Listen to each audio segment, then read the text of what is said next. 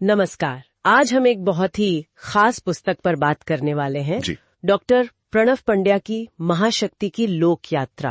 ये पुस्तक जैसा कि बताया गया है वंदनीय माता जी भगवती देवी शर्मा जी के जीवन पर है। हाँ, गायत्री परिवार की सह संस्थापिका, और पुस्तक खुद कहती है कि ये दृश्य सत्यों का भावपूर्ण संकलन है। बिल्कुल।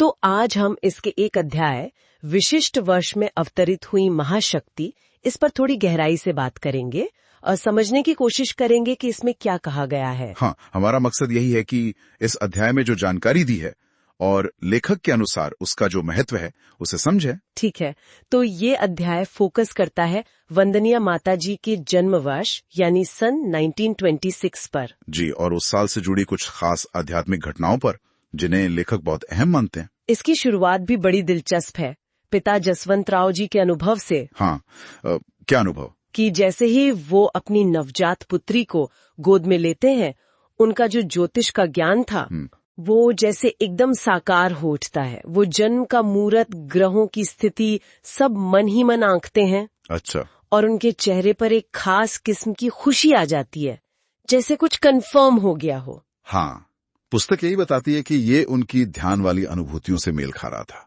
उन्हें पहले से कुछ आभास था। क्या आभास था उन्हें? उनको अपनी साधना और ज्योतिष से ये लगता था कि सन 1926 जो है वो एक असाधारण साल होने वाला है। कोई बड़ी आध्यात्मिक शक्ति पृथ्वी पर आएगी, ऐसा आभास था। पर कौन, कैसे, ये साफ नहीं था। और फिर बेटी के जन्म के समय के ग्रह योग? बिल्कुल, वो ग्रह योग, वो ज्योतिषीय गणनाएं ठीक वैसी ही थी जैसा उन्होंने सोच रखा था। अच्छा। तो उनके लिए, जैसा पुस्तक बताती है, ये सिर्फ एक बेटी का जन्म नहीं था। ये तो किसी बड़ी चीज का संकेत था। हाँ, वो इसे एक बहुत बड़ी आध्यात्मिक घटना का साक्षी बनना मान रहे थे। और पुस्तक ये भी बताती है कि 1926 में और भी महत्वपूर्ण आध्यात्मिक घटनाएं हो रही थीं उस समय। जी बिल्कुल, पुस्तक में साफ जिक्र है।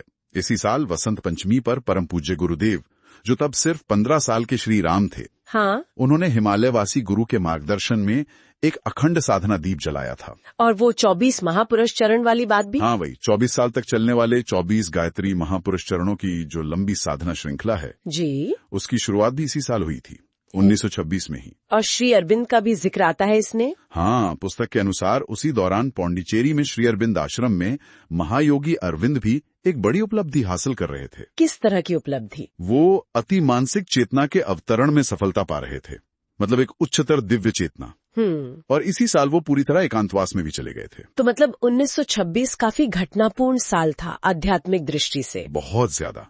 लेकिन पुस्तक इस बात पर जोर देती है कि इन सब घटनाओं के बीच भी वंदनीय माताजी का जन्म, वो अपने आप में सबसे अलग, सबसे विशिष्ट था। विशिष्ट किस मायने में?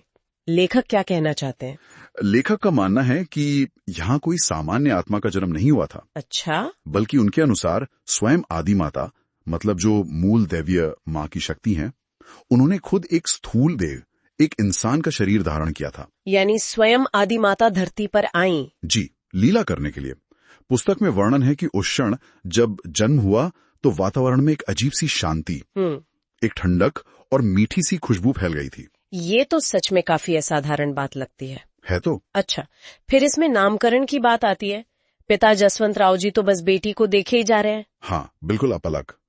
तभी पड़ोस की कोई स्त्री उन्हें टोकती है। और फिर?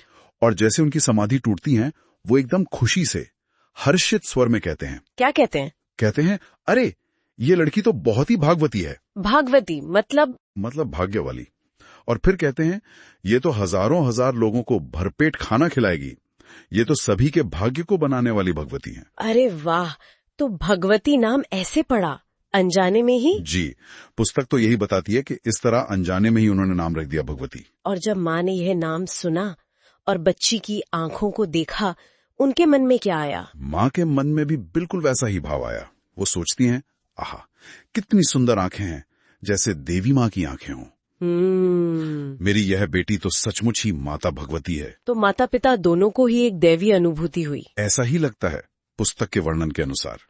और फिर बताया गया है कि कैसे माता पिता और बाकी परिवार के स्नेह में भगवती धीरे धीरे शशिकला की भांति बढ़ने लगी। तो अगर हम इस पूरे अध्याय का सार देखें तो ये वंदनीय माताजी के जन्म को एक साधारण मानवीय घटना की तरह नहीं देखता। बिल्कुल नहीं, ये इसे एक पूर्व निश्चित, एक बहुत ही महत्वपूर्ण आध्यात्मिक अवतरण के रूप में प्रस्तुत करता है। हाँ, वो पिता के ज्योतिष करना, उनके वो अचानक निकले शब्द, फिर माँ की अपनी अनुभूति, और साथ ही 1926 की जो दूसरी बड़ी आध्यात्मिक घटनाएं थी उनका संदर्भ। हाँ, ये सब मिलकर लेखक के नजरिए से इस जन्म को एक खास, एक विशिष्ट दर्जा देते हैं। सही कहा। और ये अध्याय एक बहुत गहरा विचार भी छोड़ जाता है। क्या? यही कि वंदनीया माताजी का जन्म स्वयं आदि माता का साकार रूप लेना था।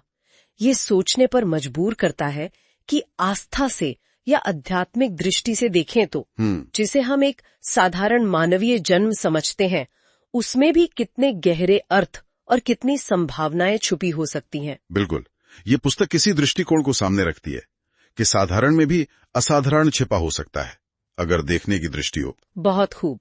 तो ये थी हमारी आज की चर्चा महाशक्ति की लोक यात्रा के इस विशेष अध्याय पर। जी, तो आज की ये चर्चा यहीं समाप्त करते हैं।